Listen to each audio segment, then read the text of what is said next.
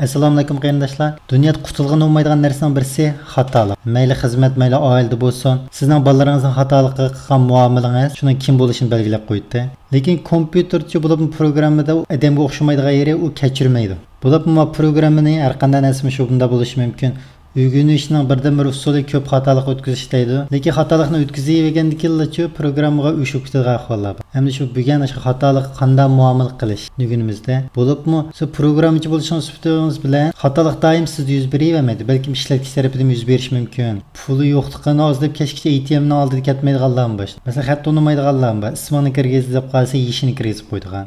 Demak, mushunda xatoliklarni qanday bir taraf qildiki ko'rib boqaylik. Avval uni ko'rishdan burun kompüterda xatolikdan qanday muomala qildiki bir ko'rib boqaylik. Oddiy qasddan bir xatolashib programmalarni yozib boqaylik. Oddiy bo'lgan masalan system out printf 5 nima har qanday sonni 0 ga bo'lgan bo'lmaydi, shundaqmi? Buningga programma qanday muomala qildiki ko'rib boqaylik. Buni ijro qilsak, nima deydi? Mayli xatolik o'tkazdim deb maqsadlash. Bu xatolikning ismini deb berdi, ya'ni Java checkit arithmetic exception. Men bir xatolik yuz berdi deydi, 0 ga bo'lding deydi. 0 ga bo'lsam bo'lmaydi deb xatolik yuz berdi. Demak, matematik har qandaysini 0 ga bo'lgan bo'lmaydi-ku. Demak, bu diqqat qiladigan bir ish. Bu bir xatolik. Yana boshqacha bir xatoliklarni ko'rib boqaylik. Masalan, int and desak men bir arraydan birini qurdim. Hamda bu ishni men ekranga chiqarmoqchi. Masalan, int 0 dan boshlansin. Masalan 5 kichi bo'lsin. Men qanday xatolik o'tkazyapman diqqat qilib qo'ying. System out. Endi mani ijro qilib boqaylik. Mana xatolik bormi yo'q qarab boqaylik. Avval mushni ijro qilib boqaylik, nima chiqadi ekan. Nima 4 elementni chiqarib berib, buday ikkinchi qatim ijro qilinishi uchun yana bir qatim qaytalanishiga mani chiqarib berdingiz. Bu xatolikning ismi-chi array index out of bound exception degan. O'zining ismi bor ekanda. Nima shunday bo'ldi? Chunki men 0 dan boshlangandan keyin 3 til to'xtab qolsa bo'ladi-da. Masalan, men 4 qilib qo'ygan bo'lsak bo'ladi. 0 dan boshlandi, 4 dan kichik, ya'ni 3 til to'xtaydi 3-chi qatimda.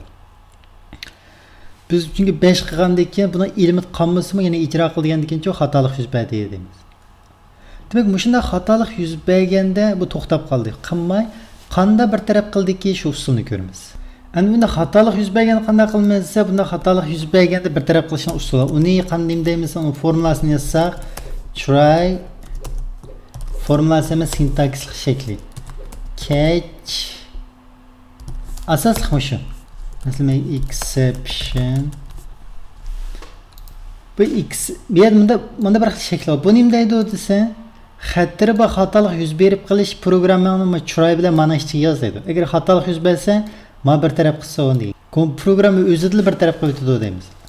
Nima xatir va programmani ma try deganda ma skopning ichiga yozsa, agar xatolik chiqib qolsa, ma catch degan tutilib o'z bir taraf qildi deydi. Exception degan o'ylamag'an yuz bergan ahvollarni exception deymiz. Masalan, shu xatoliklarda o'ylamag'an ishlar yuz berganini exception deymiz. Endi buni yana birisi bor, masalan, finally degan. Bu finalni yozsangiz bo'ldi, yozmasangiz bo'ldi. Bu nima qildi desa, bu cho'qim ijro bo'ldi.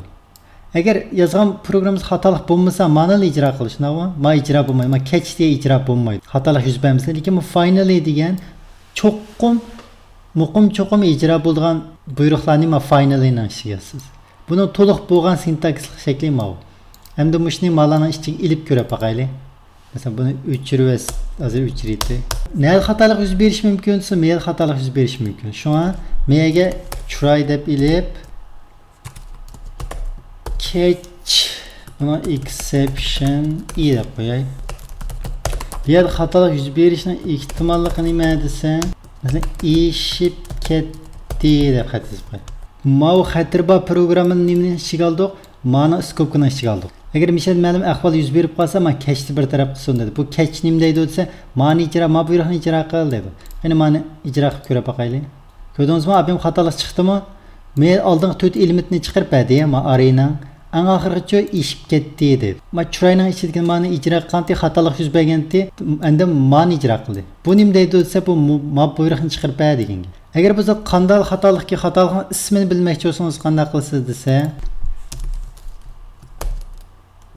i desek nima xatolikni ko'rib qoldi. Chunki men i tutdi-da buni xatolikni. Mana ijro qilsak, nima xatolikni bilgan bo'lsa, men xatolikning ismi mana. Array index out of bound exception. Sig'imchalik deyishib ketdi degan ma xatolik yuz beribdi. Buni sig'imchalikcha to'tgan tutdi. Endi finally yozsaqchi desangiz, finally yozsangiz bo'ldi. Buningga system out deymiz, it's finally. Endi mana ijro qilib boqaychi. Ko'ryapsizsiz? Ma finally cho'qim ijro bo'ldi. Xatolik yuz bergan ijro oldi, ham narsa xatolik yuz bermasa, masalan, meyani 4 deb qo'yay. Endi ijro qilaychi. Demak, 4 o'g'ant meyda xatolik yuz bermadi, yuz bermay ma ijro bo'ldi degan gap. Xatolik yuz bermaganda ma catchning ish qilmadi, qildigan ish qilmadi buni. Ijro qilmadi, lekin ma finally to'g'ri bo'lsa-mu ijro bo'ldi, xatolik bo'lsa-mu ijro bo'ldi degan. Cho'qim chaqirildigan bir xil buyruq bu. Ma finally degan eng oxirgisi degan gap. Demak, atay qilib aytgan nima deymiz, bu try catch deb ataydi mani. Nima? Xatir bug programmani ma tryning ichiga yozing, bir ish yuz berib qolsa, ma catchni bir taraf qiling degan gap. Misal qiziqarliroq qilib yana bir programma yozishni ko'rib boqaylik. Kompyuterlar paralashadigan bir program yozib boqaylik. Scanner mesela input new scanner. Mana nima deydi desa, ma qizilni mega ekansiz, istilkangizni. Mana package-ni import qil deydi. Mana import qilgandiki, mana shu klassni scannerning klassini ishlatalaysiz degan. Bu nima demakchi desa, men yana ochaylik. Demak, hozir men my classlar aplashyapman-da, buningga men bir package-ni bo'xchini import qildim. Bu nereden keldi desa, masalan, my projectda, my try catch degan projectda meyada bu library bor. Librarydan kutubxonaga ochsangiz, mushning hammasi class, mushu metodlar bor. Bizga tayyor ishlatishga bo'lgan mush packagelar bor mishadi. Nurg'unlagan. Demak, mushning ichida nurg'unlagan packagelar, bo'xchilar. Buning ichida bo'xchilar, har birisining bo'xchilarning ichida qarasangiz nurg'unlagan klasslar bor. Şu klasslarning funksiyalaridan foydalanishda shuning uchun men bo'xchini import qilib, shuning klasslarini ishlatamiz degan gap. Shoma scanner degan nereden keldi desangiz, ma librarydan keldi, mana ichida deb tushunib olsangiz bo'ldi. Bu nima ish qilyapti desa, bu yerga kompyuter bizdan birdan so'rasin. Kompyuter sizdan birdan kirgiz deydi, shu kirgizgan qiymatingizni ma input saqlab oldi deymiz. Buni hatto try catchning ichiga ma xil shaklda olamiz. Agar xatolik yuz bersa, xato bo'lib qoldi degan xat chiqsin. Men qanaqasiz kompyuter sizdan ma'lum bir kirgizishni talab qilsin.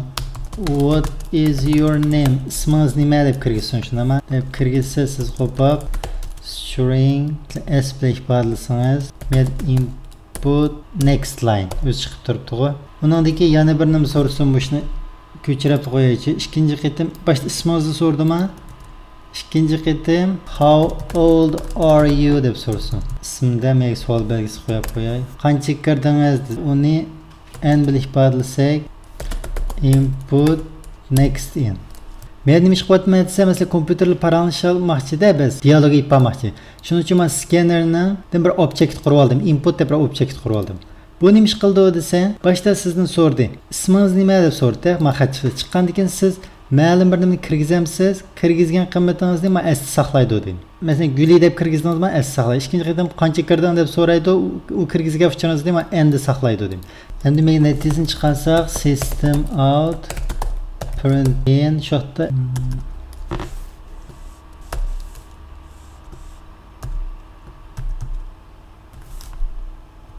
men ism ma belgini qo'yib qo'yay, meyada cho'ng belgisi mega yosh deb qo'yay. Endi ol mani ijro qilib boqaychi, endi tushuntirib qo'y.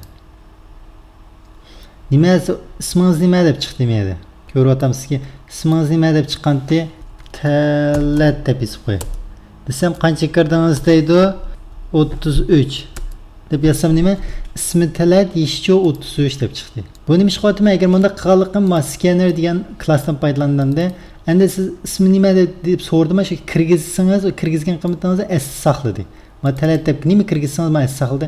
Endi ikkinchi qitim son kirgizdingiz. Chunki butun sonda men birinchisi string, ikkinchisi integer.